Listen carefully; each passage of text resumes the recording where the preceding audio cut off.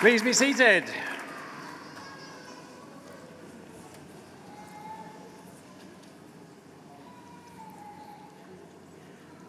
Good evening. My name is Dougal. I'm the Dean of the London campus. It is an absolute pleasure to welcome to this ceremony the parents, the relatives, the spouses, the friends, the loved ones of this graduating class. To our class of 2023, here we are. You made it. What a year it has been, or 2 years it has been.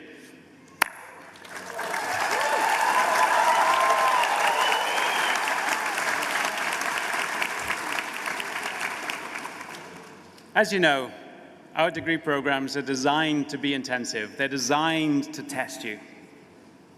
Not in the same way that you'd be tested in an examination in a traditional sense, but more in the manner that an athlete pushes themselves every day to become the best they can be, developing that muscle memory through constant repetition and practice. That's what we've asked of you during your degree program. We started off from the very beginning talking about concepts like growth mindset, teamwork, diversity. We asked you to open yourselves to seeing the world from new perspectives, to embrace ambiguity, to embrace change, to consider how you might make a difference that matters. At Hult, we built these programs and we build around these themes because we believe that these skills are the essential toolkit to enable us to adapt to the ever-changing world around us. They equip us to reflect, to respond to all those world events that are beyond our control. Political events, economic events, humanitarian, and of course, pandemic. There will always be new layers of challenges, new layers of uncertainties, but your experience at Hult allows you to head into this world with confidence and optimism. So, you've all started and completed a graduate degree. You all deserve enormous praise for being here right now, for facing your fears, for demonstrating resilience, for working hard to achieve your goal. You're about to graduate from a very intensive degree program. You rose to the challenge, you conquered it. Never forget, you're all amazing for doing that. Now we're living in times of change. The world will continue to change. I don't expect you to remember everything you studied at Hult, but one thing I hope that you will always carry with you is that you shouldn't fear change. Don't fear change. Embrace change. Work with it. Help craft times of change and uncertainty into a better world, a more equitable world for everyone. In the context of universities that are sometimes hundreds of years old, Hult is relatively young. We're celebrating our 20th anniversary as Hult International Business School this year. The London campus has been graduating students since 2009, so today marks the 15th graduation ceremony since we opened our London campus.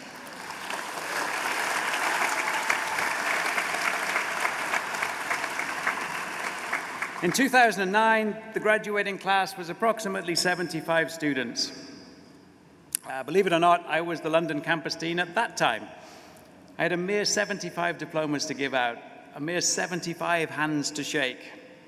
We've had a considerably higher number at our ceremonies today. Beyond London, there are parallel ceremonies taking place at other Hult campuses, San Francisco and Boston, and in Dubai. Some of your classmates have chosen to graduate in those locations. So let's give a collective round of applause to congratulate our peers at all the other Hult campuses.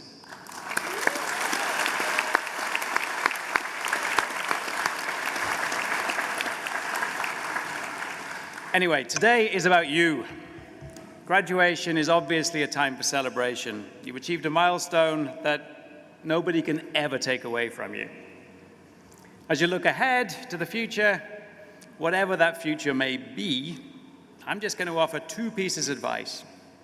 I could offer more, but we've got a long ceremony ahead of us. So, 2 pieces of advice. The first is words of wisdom that I discovered written on the back of a sugar packet at International House of Pancakes, that's IHOP, back when I was a student in Mississippi. The back of that sugar packet, I've kept that sugar packet ever since, believe it or not. The sugar packet said, "It is better to try to do something and fail than try to do nothing and succeed." Words of wisdom, I think, from IHOP sugar packets. My second piece of advice is a lot less cryptic. Simply to remember the friendships that you've forged while you've been here in London. You'll be increasingly busy in your working lives, but please find time to keep these friendships alive. Keep in touch with the people who remember this experience with you. Okay, today in this hall, we celebrate your achievements and we will confer your degrees. But first, I am delighted to welcome to the stage the president of Hult International Business School, Dr. Matt Lilley.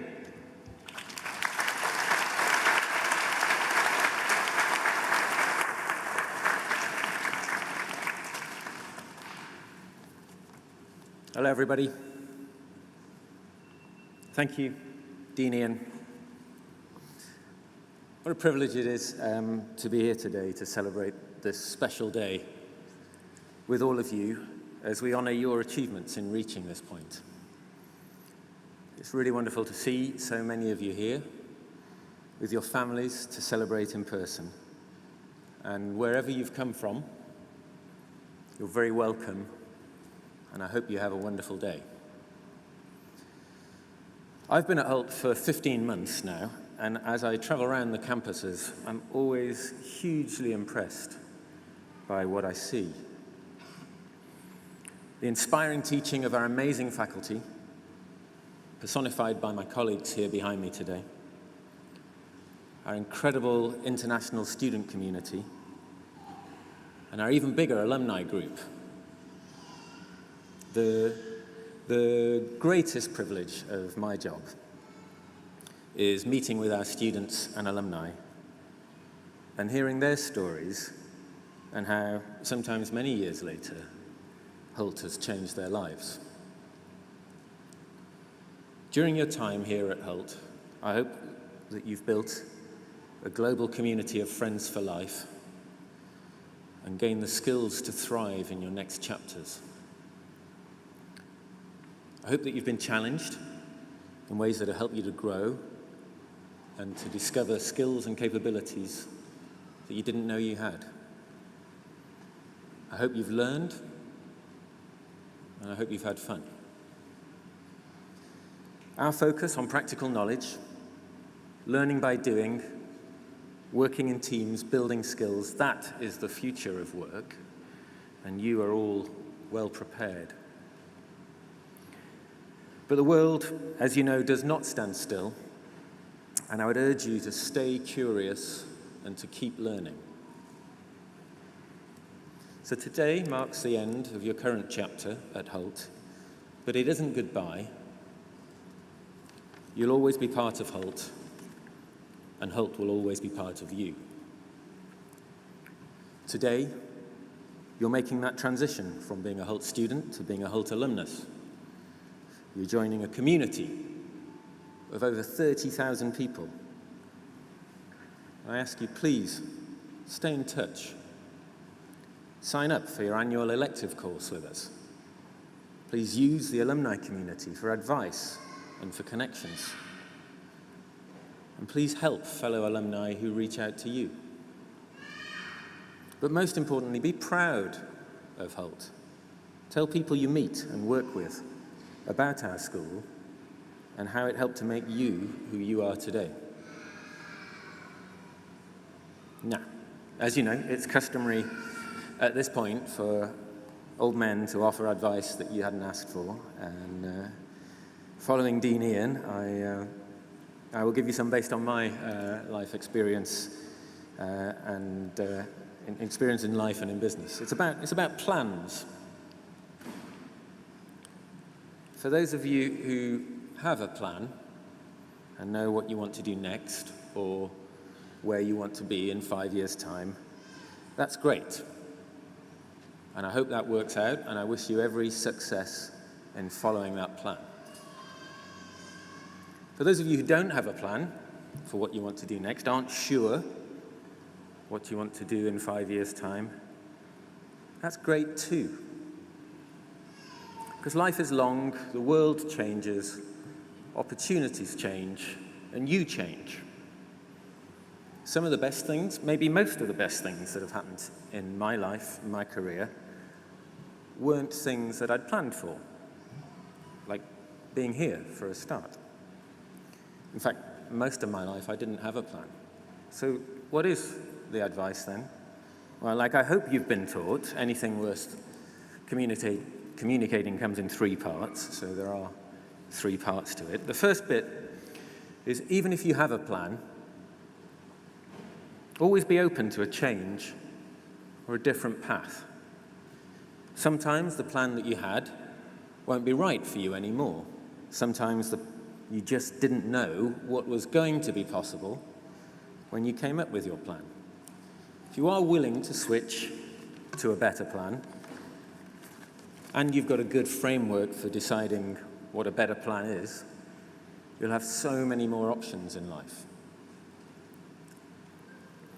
The second, give yourself the best possible chance to know about different opportunities.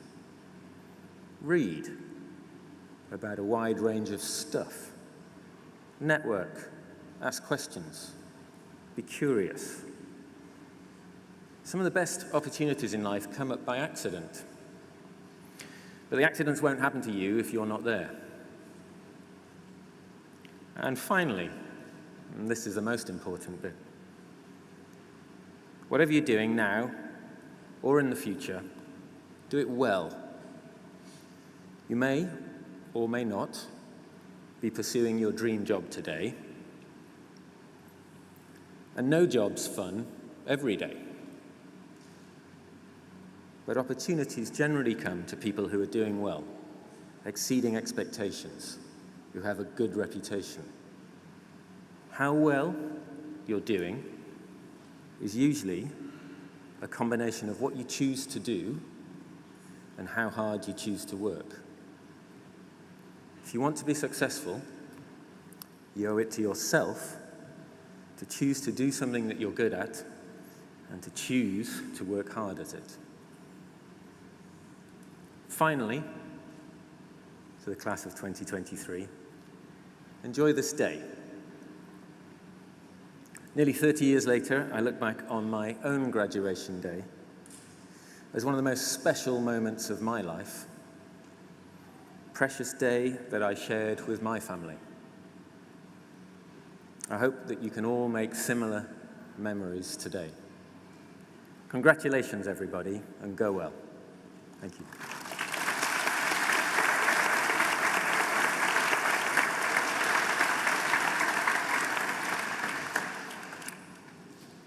And now we move on to a new element in our Hult graduation program, awarding the Hult Honorary Doctorate degree. It's just one way. Like Ian said, we're marking Hult's 20th anniversary this year by acknowledging individuals who illustrate our spirit and what we teach in our programs, using skill and intelligence to transform business, make an impact that matters in the world, and inspire others to do the same. This afternoon, we had Paul Polman, the former CEO of Unilever. It's my pleasure this evening to welcome Azeem Azhar. Azeem is a breakthrough thinker on the impacts of technologies on society, both as a practitioner and as an analyst. He's an active investor and entrepreneur in technology, and an author and producer of the highly regarded newsletter and podcast, The Exponential View. His first book, The Exponential Age, was met with widespread acclaim. Azeem's book described how AI, distributed manufacturing, life sciences, and renewable energy generation are examples of technologies where capabilities are increasing and prices decreasing at exponential rates. And yet, our institutions, our society, and even our brains were designed for more linear change. Azeem is involved in the World Economic Forum and has served as counsel to senior executives in a number of large global firms. He has a degree in politics, philosophy, and economics from Oxford University.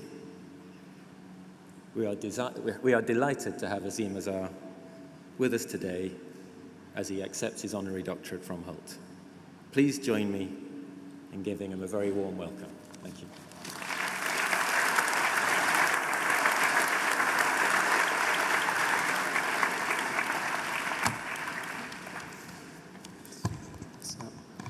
Well, thank you, President Lilley and the Hult International Business School in totality for this wonderful honor. The school is a unique and dynamic organization with a really distinctive mission that emphasizes both collective effort alongside individual drive and talent, and has this special focus on making a positive impact on our communities.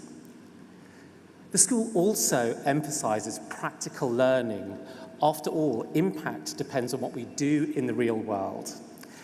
And as I was preparing the short remarks that I'll give in a minute or two, I was reflecting on how those values of teamwork and of practical learning would have really helped me on my journey. Perhaps if I had some education along those lines, I would have been here on this stage 10 years earlier. But now, as a member of the Hult family, with this honor and this beautiful gown, maybe I'll be able to make a contribution as well. But let me turn to the real stars of the show today, the graduating class of 2023. I felt the energy all the way down the road as I approached Westminster. It was like a dozen of the best weddings with the most loving friends surrounding it. So I think you're all feeling pretty good about yourselves right now. And congratulations, you've done so well. You have put yourselves through a 1 or 2 year tough program, collaborated, prepared yourselves for one of the most remarkable and challenging times in human history. What I'd like to do is share some of my experience over the past 30 years or so that might be helpful in navigating the coming years, about how to think about the future, how to take risks, and how to keep learning. Now, I graduated back in 1994. It was a very different world back then. There were fewer than 5 million people on the internet. Mobile phones were incredibly scarce. TikTok wasn't taking up all of our time, and there was certainly no Chat GPT. I mean, how would we have done our assignments? You will never know. We used books. But I discovered the internet as an undergraduate a few years earlier, and I fell in love with it. And back then, it was just text on a green screen. And to be honest, there wasn't much there. I mean, really, there was nothing at all. But what there was felt magical. I used to read a web page where someone had listed the 5 or 6 best pizza places, in his opinion, near his laboratory in California, thousands of miles away from where I was. Useless, but amazing. I found chat rooms where you could type away to random people, mostly graduate students in America, about random topics. Useless, but magical. And I fell down this hole of this remarkable technology, and I had probably visited every website in the world before I reached my third year at university. It's not as hard as it seemed. There are about 600 of them. It's nothing that you guys could do today. There are more than 1 billion websites worldwide. And that's the point. In the decades since I graduated, the number of internet users has grown 1,000 times. It's grown exponentially. And the number of things that we can do have grown exponentially. Now, after I graduated with a decent degree from a decent university, to the point of plans, the real world came and punched me in the face. As employers chased after my friends, giving them job offers, I received rejection after rejection after rejection. 57 rejections in total. Now, if in your careers, when you're chasing a deal with a new customer or trying to get something done, you face that level of rejection, my piece of advice to you is just keep going. It's hard to stop someone who won't stop. Now, most of my peers settled into their graduate trainee programs, and I was still at home with my parents. And finally, I managed to get a few days' work at the Guardian newspaper, helping them with an event they were running. The team needed an extra hand to lift boxes, set up computers, and take exhibits down, exactly what a 4-year degree trains you for. When that 3 days ended, I just kept going into the office. Nobody had told me not to. And thankfully, swipe cards hadn't been invented. You just needed a nice smile, and you could get past the guards. And I would sneak back to my old temporary desk. You know, it was really terrifying. You've heard of imposter syndrome. I didn't have imposter syndrome. I was actually an imposter. And after a few nerve-wracking days, a very kind editor asked me to proofread an article. I did that, and then I stayed 2 years. I ended up editing a section of the paper within 6 months. But I couldn't get the internet out of my head, and so like a fire starter or troublemaker, I persuaded my bosses to try to get some part of the newspaper on the web. Apart from the Daily Telegraph, no British newspaper had a website at the time. Not the BBC. I would launch that a couple of years later. Not ITV, not Sky, not The Times, not even the Daily Mail. So I persuaded my bosses to put this part of the newspaper online. And with a friend, because we had no budget and no resources, we wrote both the software code for the site and the stories that we would publish. And we launched it back in 1995, and we were incredibly nervous about whether we'd be able to cope with the demand of all these people wanting to read our articles. I mean, would we keep the physical web servers up and running? No one knew anything at the time. The IT department had never run a web server. There was no internet cloud back then. Amazon only sold books. Google hadn't been founded. Microsoft was trying to compete with the internet, not build things on it. And websites would just crash, sometimes for hours. So it was down to me and my buddy to keep these servers, housed in a basement, alive. Now, that basement had an automatic fire extinguisher in it, and it would flood the small room with halon gas. That would put out any fire, but also asphyxiate any human who was in the room at the time. Now, we had these 3 web servers, and 2 of them were live, serving users. But every 20 to 30 minutes, one of them would crash, because you may remember, we had written the software for them. And I would physically remove the cable connecting that computer to the internet and plug it into the spare machine. And I would restart the machine that had crashed. And then I would reboot that machine, and 20 minutes later, machine number 2 would crash, and I would do that same little game of musical chairs. And all the while hoping there was no fire that would surely have me asphyxiated there on the spot, Ethernet cable in hand. But this hand was the Guardian's first internet load balancer. Of course, that's now been automated, and some piece of software has taken my first job. But this really gave me my first lesson, that the importance of trying something out. We just went out and we gave it a go. In the face of all this ambiguity, there was opportunity. But I also learned to start parsimoniously. We had no budget, so we had to start small and test and make mistakes and learn from them. I mean, the learning is key. Don't just make mistakes. And that's the pattern, the cadence I've followed really over the last 25 years.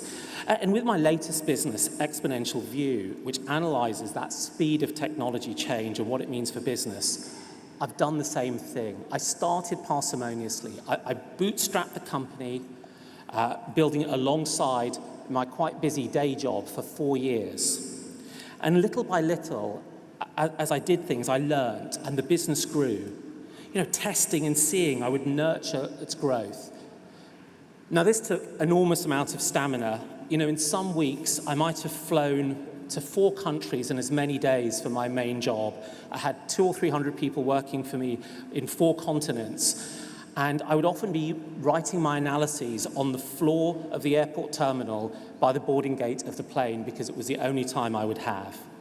And for several years, I would wake up at 4 o'clock on Sunday morning, writing my newsletter before my family, 3 kids under the age of 10, would wake up, and of course my wife. Now today, we have a managing director who runs the business and a team as well.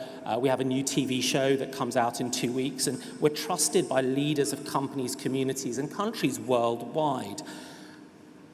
We've got this impact now, but we started very, very slow, very parsimoniously, and with a sense of learning from our mistakes. And we learn as fast as we can. Another of my takeaways of the last 30 years is that knowledge isn't static. It is dynamic, and it compounds.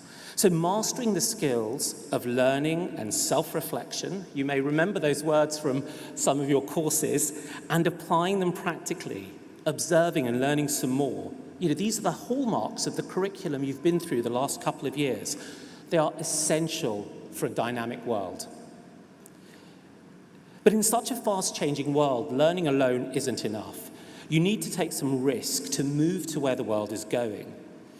In periods where change is slow, you can stay where everyone else is. But when the speed of technology or business or life is accelerating, to stay still is to fall behind. In Lewis Carroll's book, Alice Through the Looking Glass, the Red Queen makes a point. She says, in this world, it takes all the running you can do to keep in the same place. If you want to go somewhere else, you must run at least twice as fast as that. Now, I would say running twice as fast as everyone else sounds really, really exhausting. But there is a better strategy. And that is to figure out how the world is changing. What are the trends that matter? It's about looking forward, not just linearly, but exponentially, and then working out, little by little, how to make sure you're pointing in the right direction. Today's exponentials, like the internet, are to be found in every aspect of business. When I graduated, there was only the internet, but now you have electric cars, solar power. They're exponential technologies becoming ubiquitous. Even the squishy stuff of life, biology, the genes that make us up, the foods we eat, the materials we use, are benefiting from exponential technologies like gene editing, synthetic biology, and protein engineering. The handful of artificial meats and biologically grown products will become a torrent in the next few years. And if you look at the potential of artificial intelligence, these systems are getting, here's the word again, exponentially better. They have the potential to shatter existing industries and create new ones for the next generation of leaders, which is all of you. As I sat as a young graduate with that one thrilling exponential, the internet, it was very ambiguous. We didn't know what it would hold, what it would bring. It's very uncertain. It took 20 years for people to really understand what it's about. And for each of you, you face a similar opportunity, but not just with one, with several. So many ways to rethink food or fashion, travel or technology, security or sustainability, consulting or climate. And to do that, we collectively will need the imagination that you have. So I'll leave you with 3 small pieces of advice. In a fast-changing world, figure out as best you can where it's going, not where it has come from, and see if you can run with that trend. The second is that in the face of uncertainty, take risks. Not a huge cavalier risk, but take many small bets which allow you to build experience. And always, always be learning. Mistakes are part of life, they're part of learning, they are part of progress. But just make sure you keep making new ones. Thank you very much.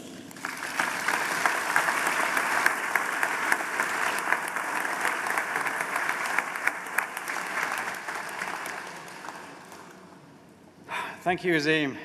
Words of wisdom, and I remember 1994 too.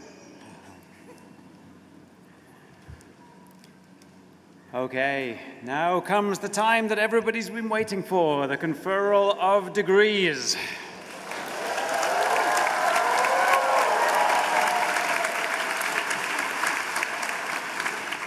Dean Karen. There we go. My name is Karen Miles. I'm an associate dean at Hult, and over the last 2 years, I've had the pleasure of working alongside our EMBA students who are graduating today.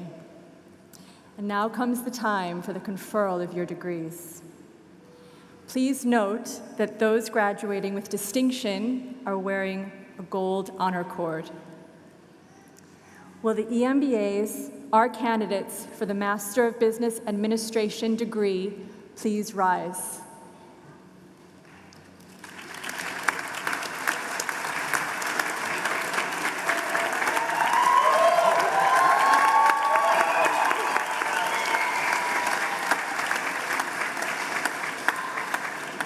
Dean Ian Dougal, on behalf of the faculty and by virtue of its recommendation, I present to you the individuals who, on completion of the graduation requirements, are entitled to receive the Master of Business Administration degree.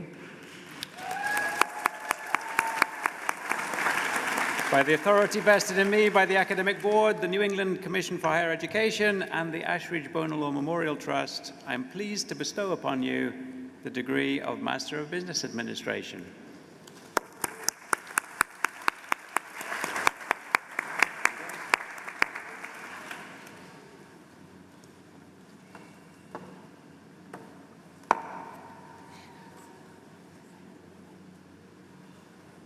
Samera Owusu-Tutu.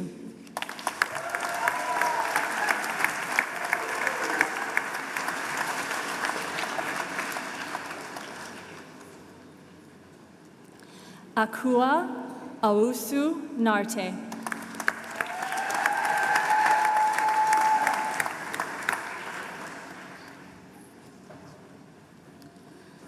Alexandru Gerge.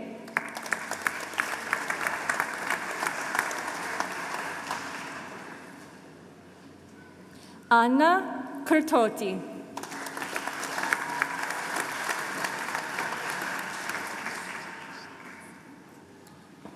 Erashtip Kur.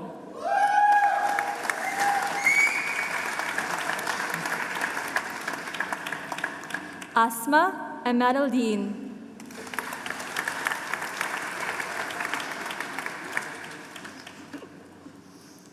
Oral Hosanen.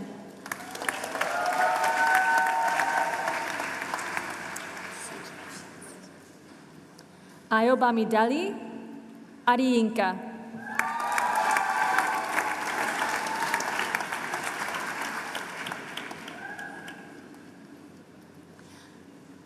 Ayodeji Faluyi.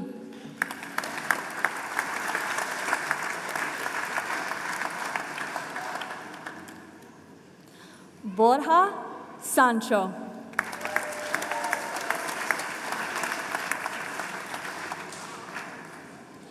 Dakota Madison.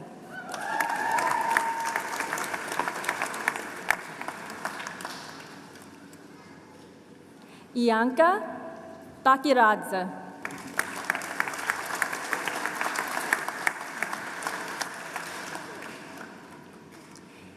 Desiree Christine Fuchs.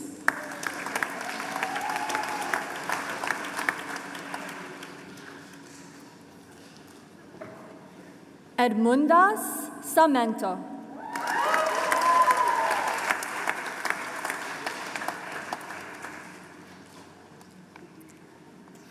Elizabeth Shaihi.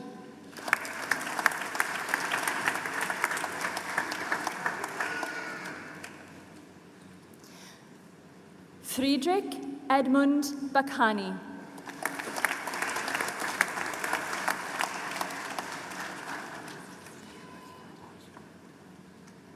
Jordy Tompkins.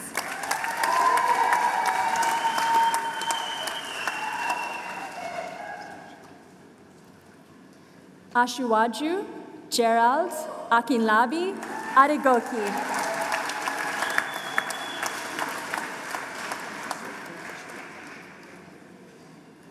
Giuseppe Arcidiacono.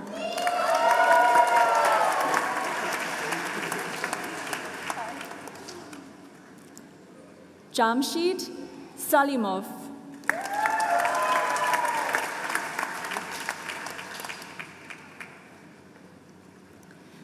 Jawad Mogenia.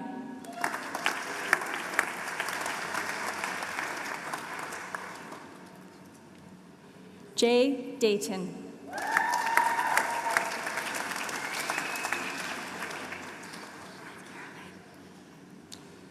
Carolyn Pintai Everett.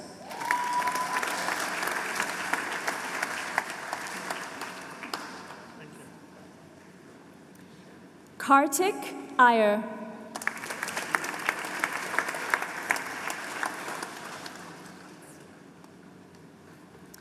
Kaysum Ng.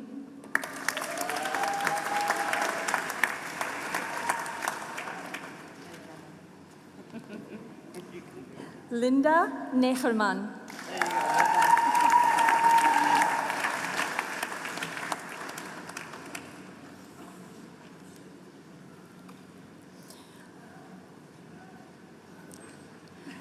Lorenzo Vila.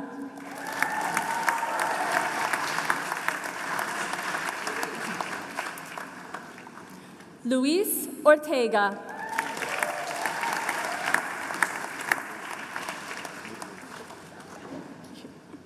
Mahmoud Alesi.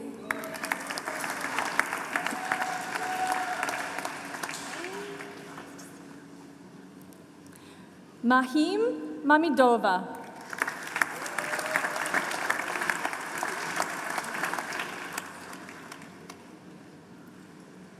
Mark Joseph Rasuki.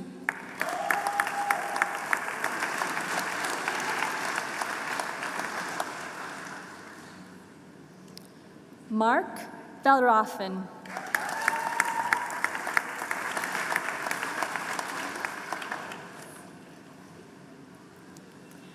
Marcelo Romero Morstrat.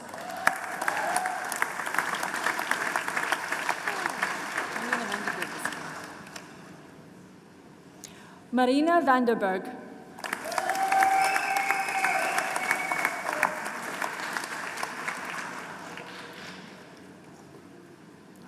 Martha Ngachu.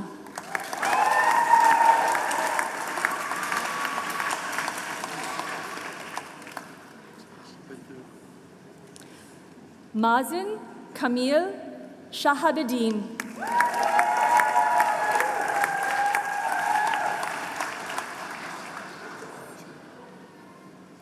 Swalyu Boden.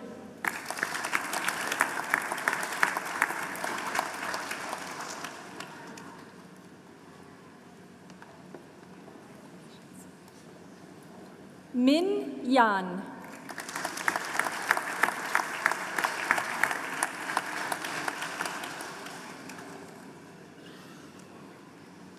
Mia Takabayashi.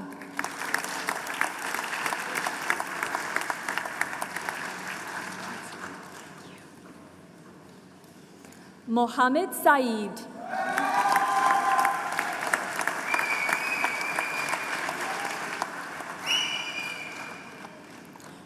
Natalie Mia Asme Jibeli.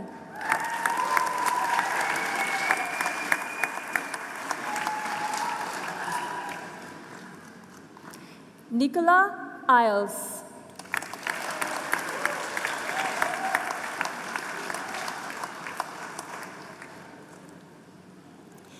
Neka Christiana Abata.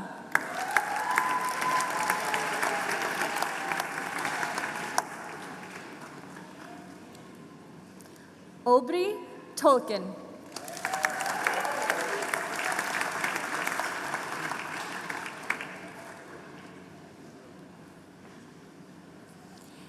Demi Sangowawa.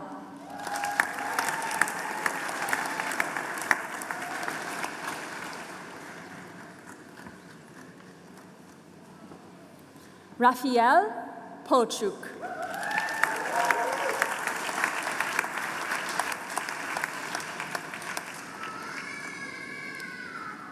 Rocky Zani Zedong.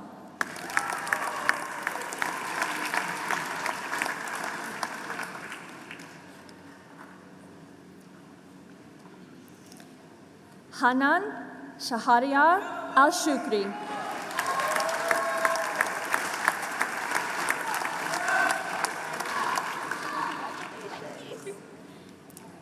Sarita Kavita Shah.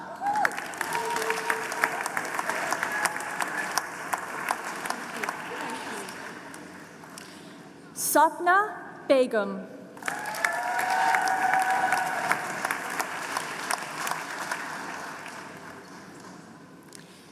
Tetsuya Yokoyama.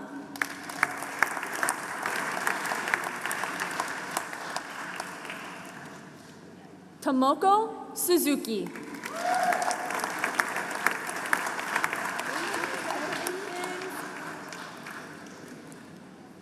Vittoria Scapini.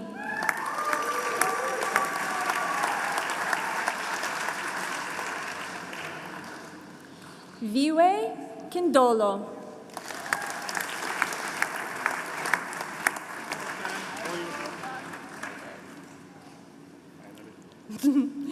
Vladimir Murchev.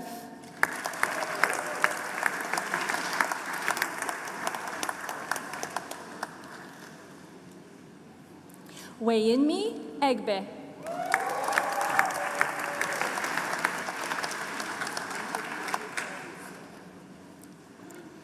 Yiyi Lo.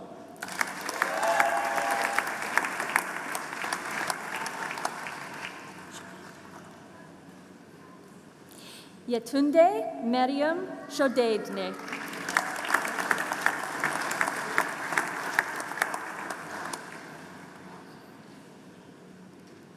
Yoshiaki Iida.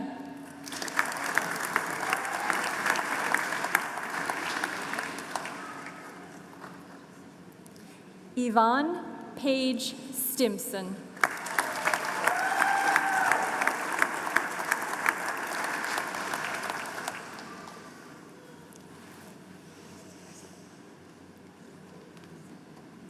Congratulations to all of our EMBA graduates.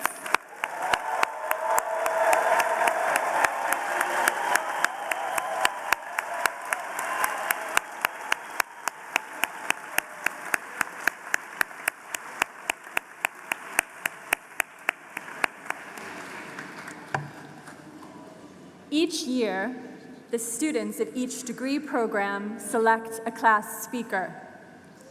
To be voted class speaker is a great honor, as it illustrates you have the utmost respect and admiration from your fellow students. To share some thoughts on behalf of the EMBAs, it's my pleasure to welcome Samera Owusu-Tutu to the stage. Samera.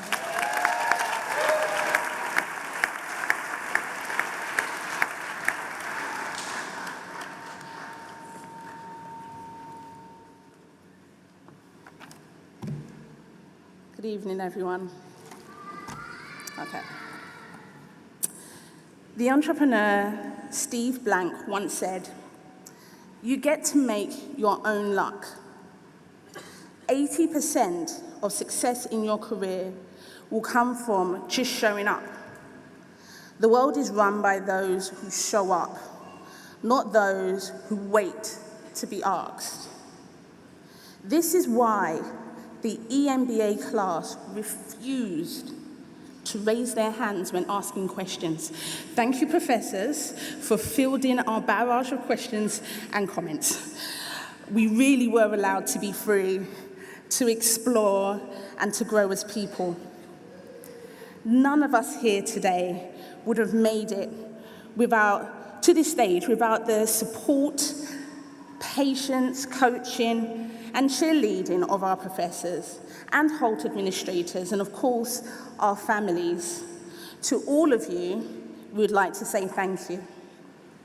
Special thanks goes out to Sam and Ben, who both dealt with any technical issues and kept the lights on in class and on screen throughout these 2 years. And of course, we would like to thank Karen for ushering us along our MBA journeys so gracefully. I would be remiss, Natalie, if I didn't also mention our lovely pets, who have also provided unconditional comfort over the 2 years. Because let's face it, completing an executive MBA is tough.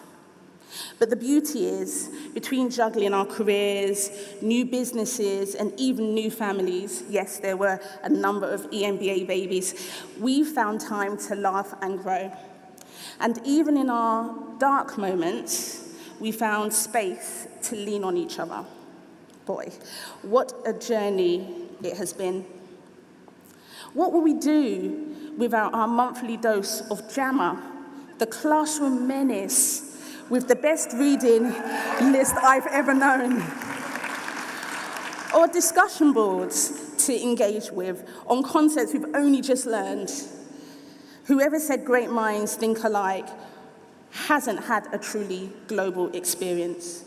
From Linda in the Netherlands to Helder in Portugal, Dr. Vielle in South Africa, or Sam in China, Dakota in the US, Maria in Serbia, Min in Brazil, Jerome in Australia, Neka in Nigeria, Franz in Austria, Suguru in Japan, and of course our UK contingent, including Supna, Farah, Geordie, Yi, and Sarita. We have touched every continent and challenged our perceptions and views in the best possible way. And I, for one, feel all the better for it. So diverse, yet definitely one whole. If I had to cite 5 things that represent our cohort, it would be: 1, the Sunday afternoon dash for the in-person travelers with their suitcases. 2, a live onliner getting caught on the big screen while munching a snack. 3, the in-person board meetings at Lady Otterline, so productive, guys. 4, the time zone conundrum faced by every live online team. Shout out to our classmates in East Asia. How you completed an EMBA in the middle of the night, I will never know. And 5, our love-hate relationship with Crocs, a divide stronger than that of Marmite.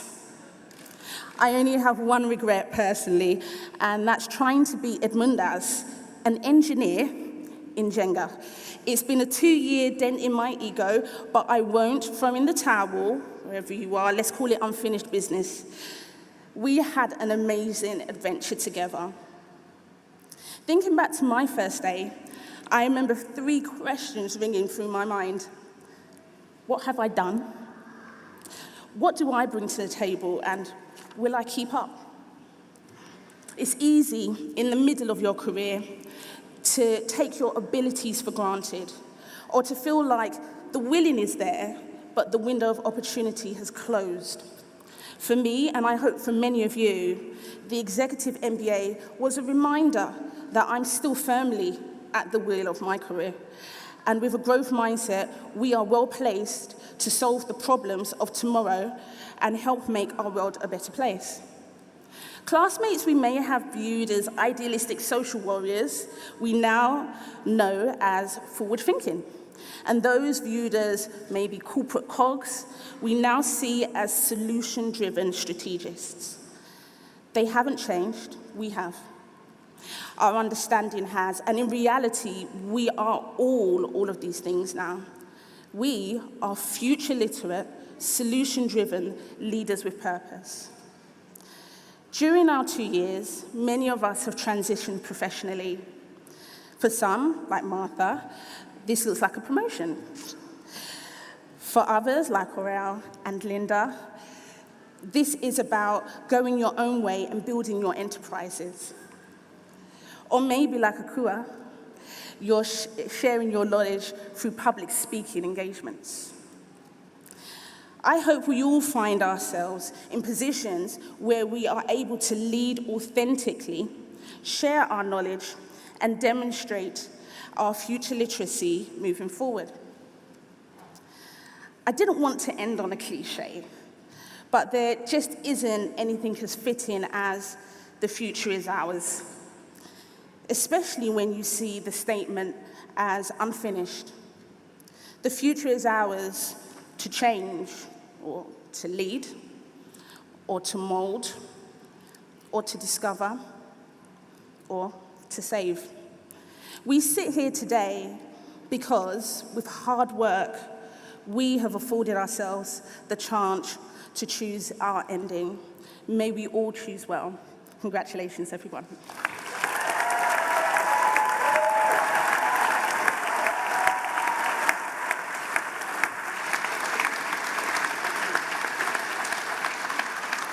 Thank you, Samera. Now to the right. Hello, everyone. My name is Helene Smart, and I am an Associate Dean on the London campus. Now for the Conferral of Degrees upon our graduating MBA class.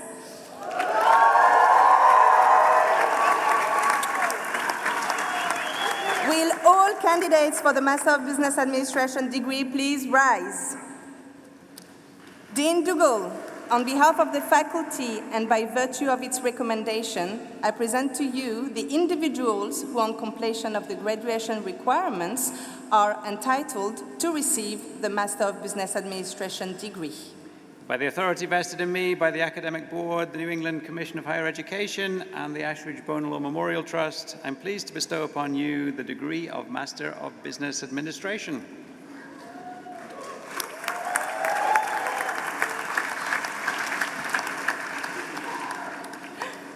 Katherine, McKeon.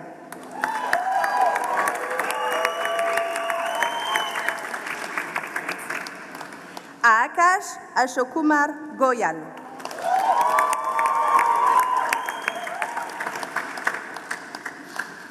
Adamu Mohamed.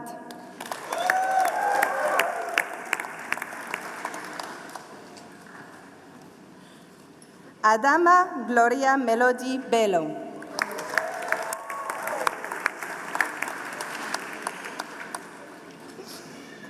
Adezoji Adedapo Ajao.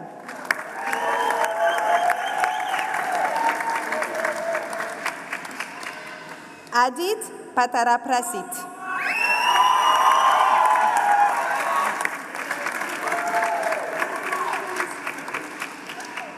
Akachukwu Chiazum Ifeogu.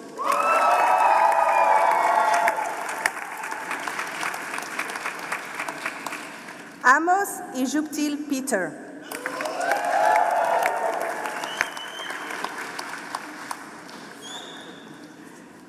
Andre Sophie Ducret Cariso.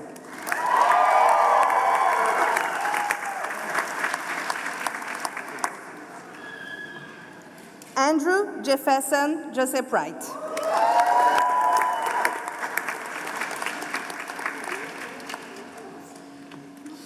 Anna Sophia Matilda Thorwaldson.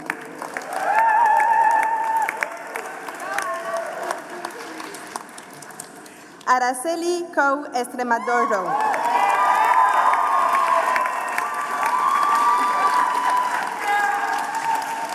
Ashvini Torvi.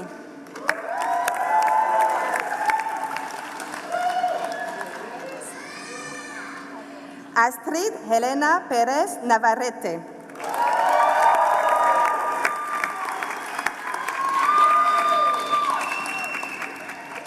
Batul Kerdi.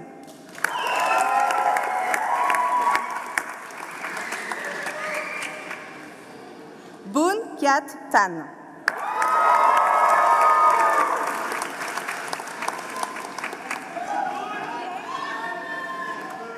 Brittany Krill.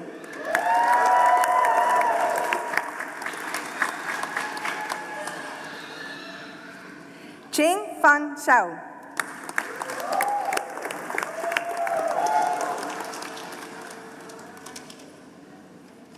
Christoph Mueller.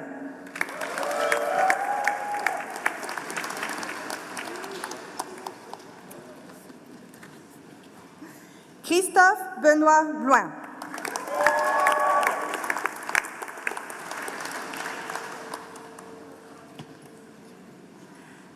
Claudia Ramirez.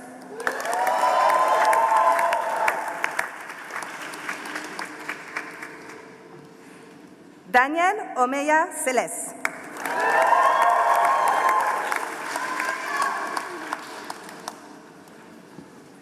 Daniela Constanza Gomez Parada.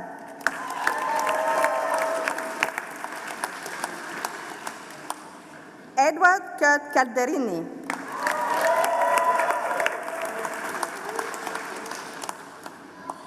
Ekaterina Loshkareva.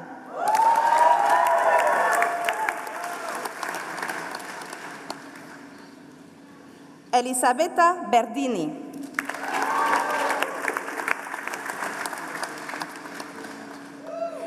Emilio Ramón Benoit Guzmán.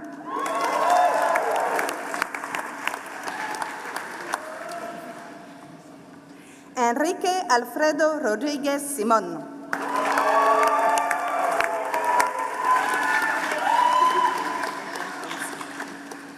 Frances Ifeoma Giagina.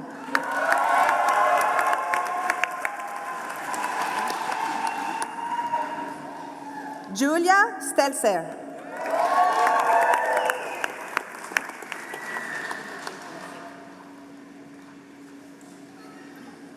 Ayato Yamasaki.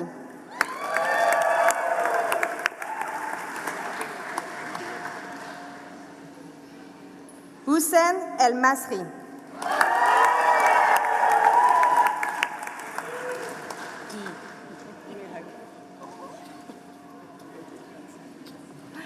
Iberonke Iyanda.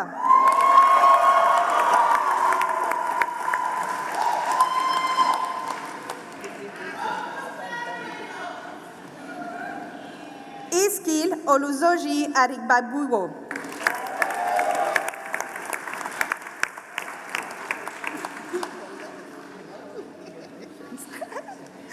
Jasmine Bridges.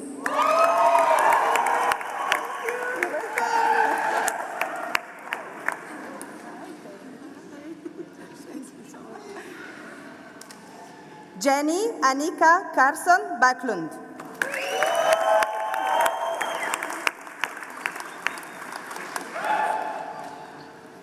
Jessica Murray.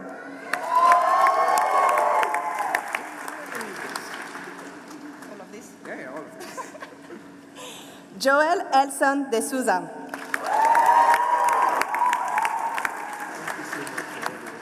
Congratulations.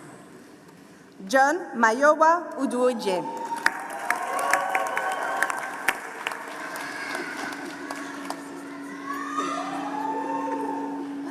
Jorge Rusi Garzón.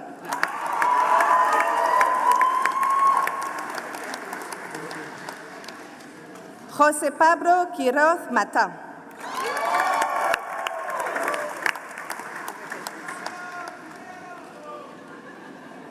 José Tomás van Mulenbroek Izquierdo.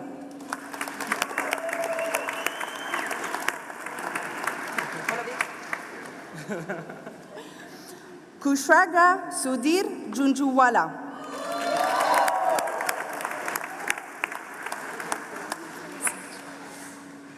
Manita Kuchu.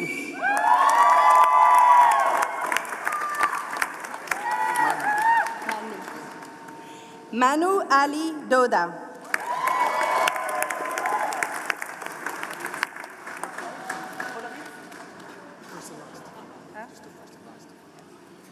Marcus Henriksen.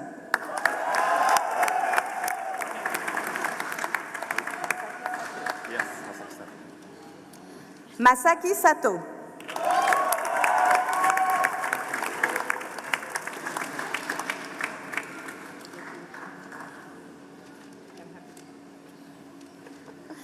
Mayowa Daniel Olawale.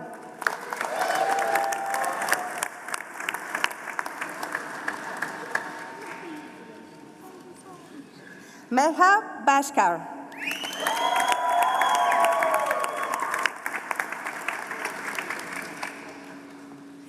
Michel Coué.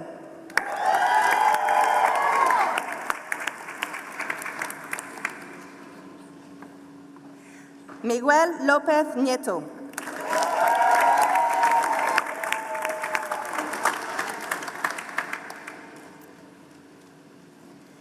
Mina Bassam Ahmed.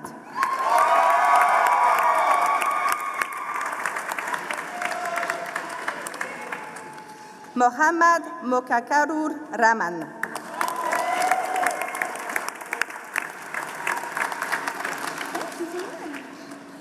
Molly Herman.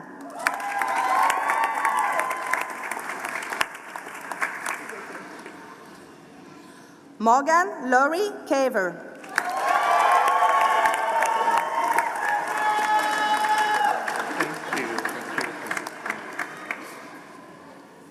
Mutale Joaki Muchemwa.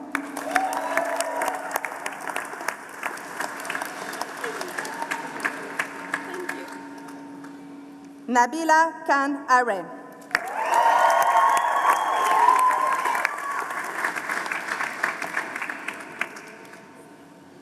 Neta Sarid.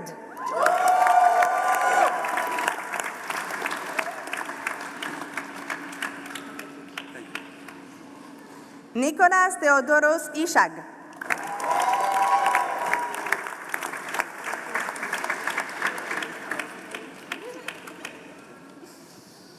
Owo Erika Onyenuloya.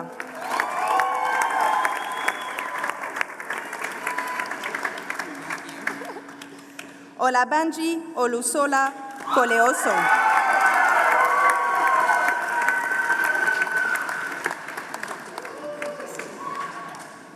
Olayinka Sani.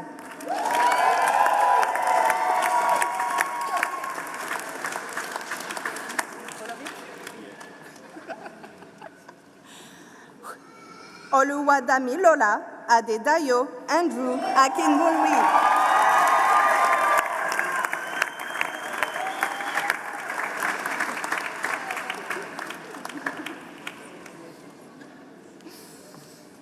Onyeyechi Shinedu Nwosu.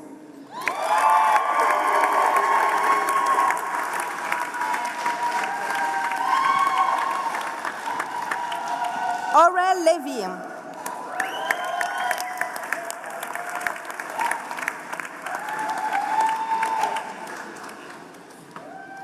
Pablo Jorba.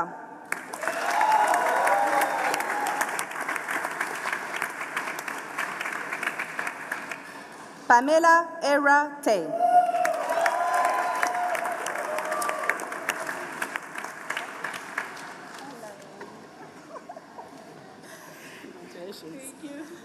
Pamela Shadiat Bello.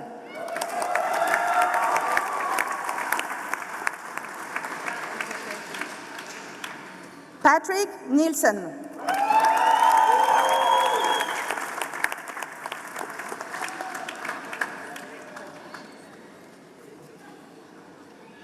Paulina Barajas.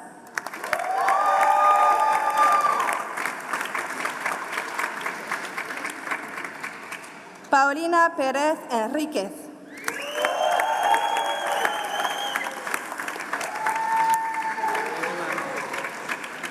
Pujan Shah.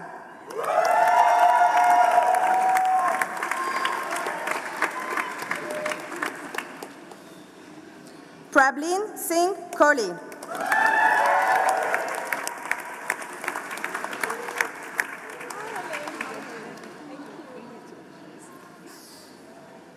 Pratyusha Kadivela Redivandla.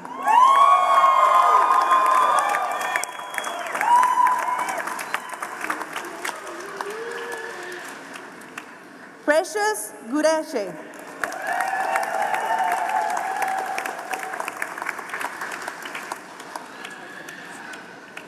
Romina Sandra Lino Silva.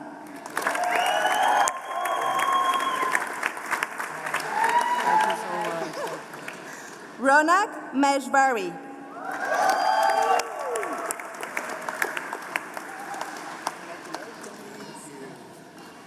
Ruben Gerardo Goit.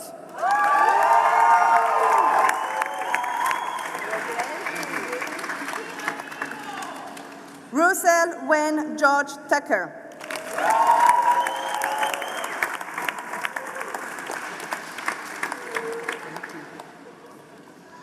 Ryota Kono.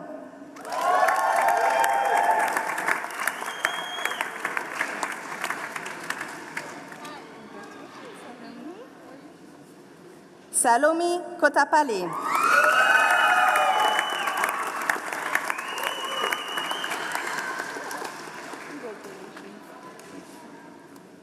Sebastián Herrera Pireta.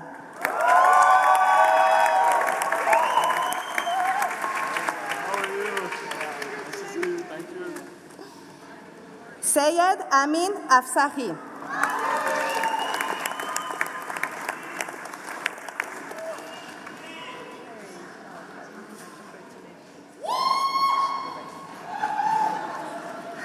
Sharifa Kimberly Chebichi.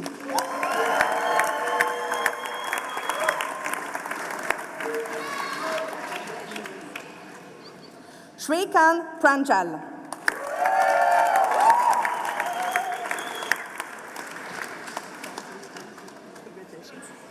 Spencer John Withrington.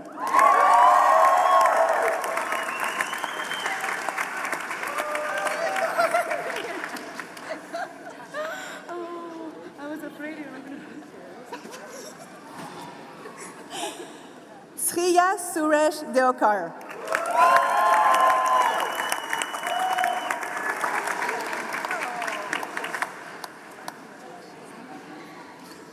Stephanie Brereton Zalumis.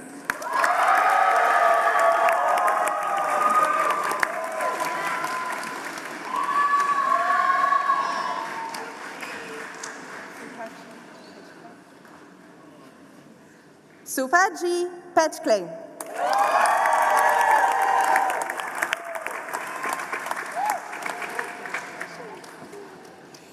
Vanessa Mabel Arraya Céspedes.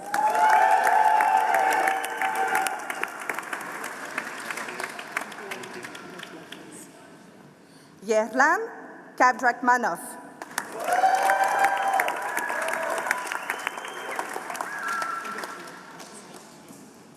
Yuhun Tan.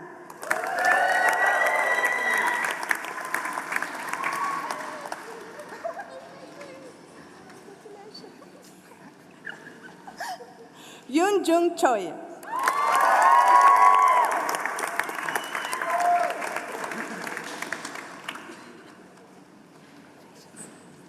Yuta Asebe.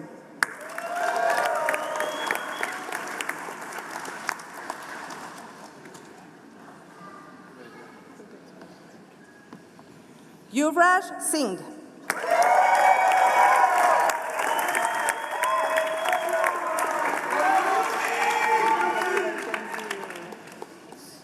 Xenia Percy Master.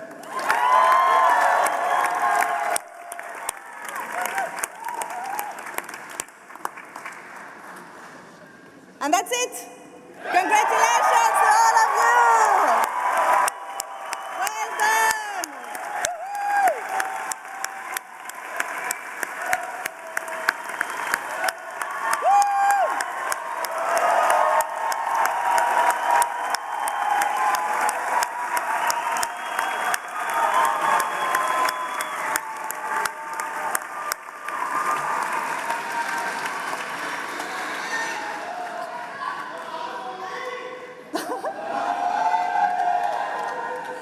To share some thoughts on behalf of the MBAs, I would like to introduce the MBA class speaker, Katherine, McKeon, to the stage.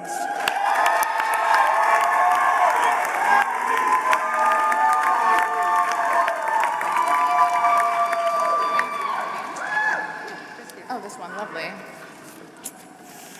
Hello, everybody. I have to start with a big congratulations, class of 2023. This is great. Everyone said this year would fly by, and unfortunately, they were right. I will sincerely miss sharing a classroom with all of you. This kind of feels a little reminiscent of class, though, right? There's an opportunity to talk, so I'm in.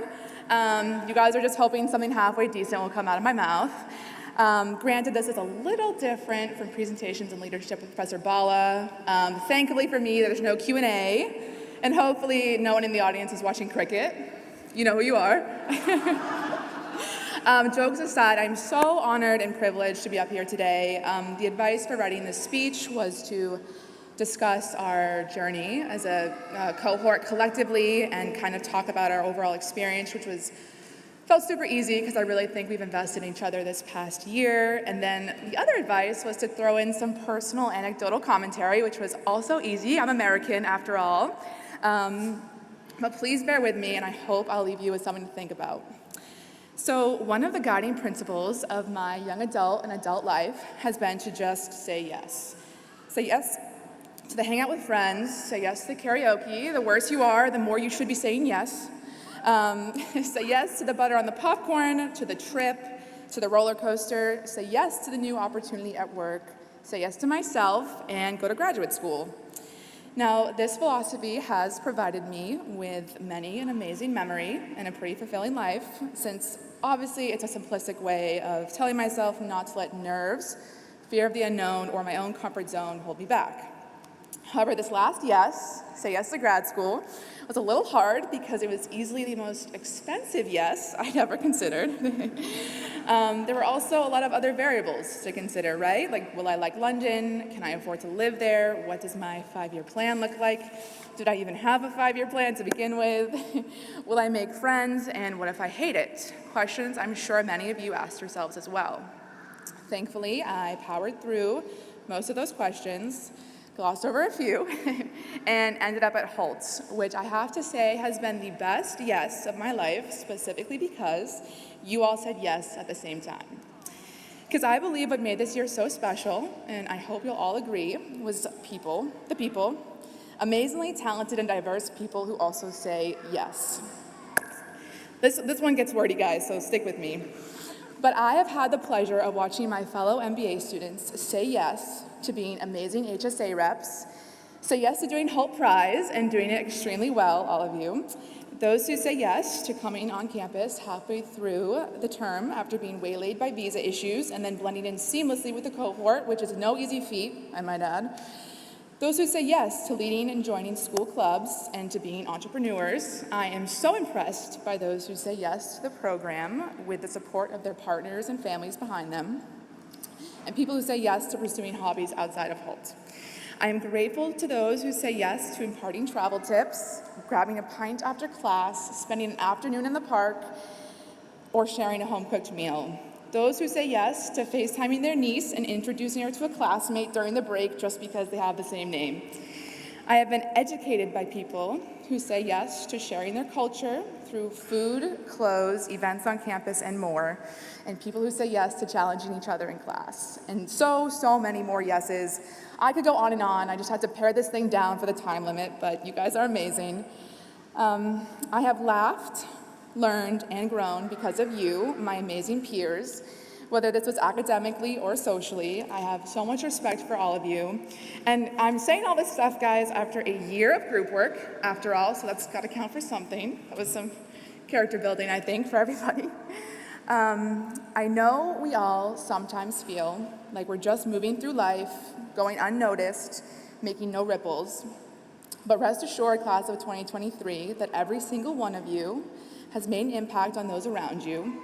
And all the yeses that led you here today matter, and all the yeses I've seen you make while here, no matter how big or small, are something special and something to be remembered. And they are remembered, obviously. Thank you, guys. This is all for you guys, seriously. Yours are amazing. So while this has been an uncharacteristically sappy love note to my MBA class thus far, I'd also like to acknowledge the gratitude that I've seen us all express for our families and loved ones who supported us, whether here in London or from abroad, and our amazingly passionate and knowledgeable faculty that helped us hone our growth mindset and learn topics that stretched and challenged us, I'd also like to offer a thank you to Hult staff and academic team who are also there on our journey. With the support of these people, I am excited and confident as we all head into our next chapters. In our future companies and communities, we'll have the power and the knowledge to lead change, drive sustainability, foster diversity and inclusion, consider global issues, and influence others for the better. If we embrace challenge, as we have here at Hult, we will be a force for positive change, and I cannot imagine a better group of people than all of you to do those things. I hope you will continue to inspire those around you by saying yes in all the amazing ways you have and will in the future.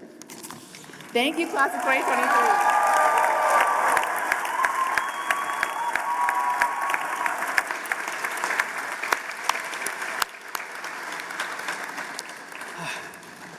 Thank you, Katherine.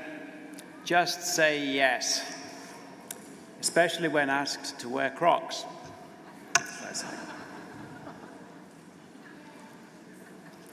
Okay, as we come to the end of our ceremony, we are at the end of our ceremony, it's now time to look forward.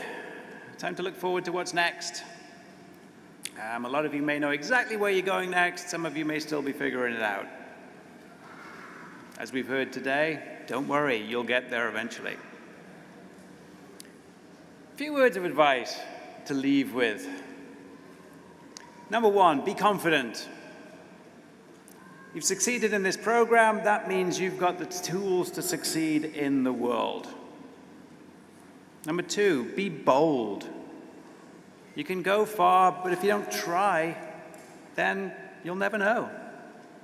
My sugar packet advice. Number three, be respectful. Treat other people well. Create a positive aura. Respect is returned, and that enhances whatever success you do achieve. And fourthly, be patient. Life brings its rewards, but they don't necessarily come quickly. As Hult alumni, of course, you now have access to an extraordinary network. Please make the most of it. Begin by signing up to the Alumni Association if you haven't done so already. So we're coming to the close of our ceremony.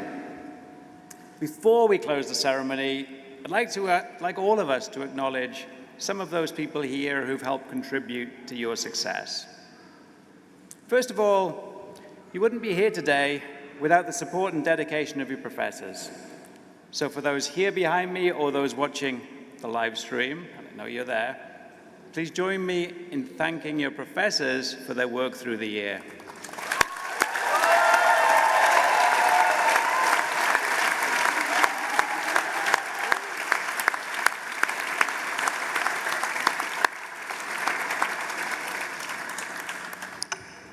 Secondly, running a campus is not easy.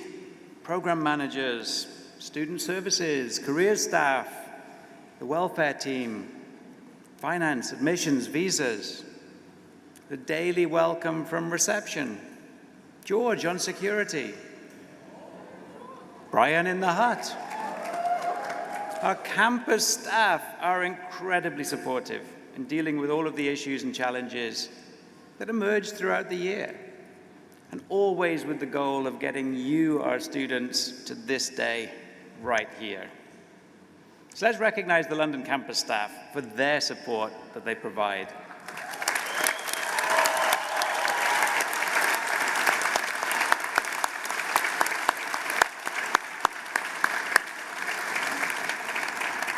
They're all behind you there if you look, just like this. Thirdly, we're so very pleased to see so many of your loved ones are here today. Parents, relatives, friends, spouses, that you've been able to be here today to witness this graduation. You guys are the quiet heroes who've helped our graduates throughout their journey. So please, graduates, join me in thanking everybody who's contributed to your journey.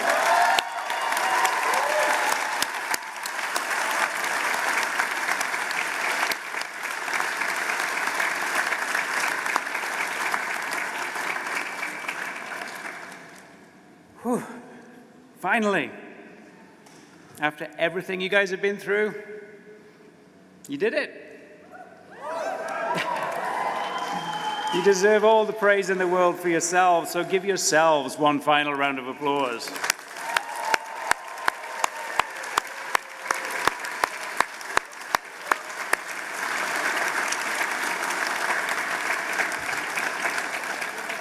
And we are just about done. A bit of housekeeping. If the graduates, families, friends, and loved ones, please stay seated while the platform party exits, after which we'll take group photos for our EMBA and our MBA cohorts. So stick around for your group photos. Okay, on that note, this commencement ceremony is hereby adjourned. Thank you.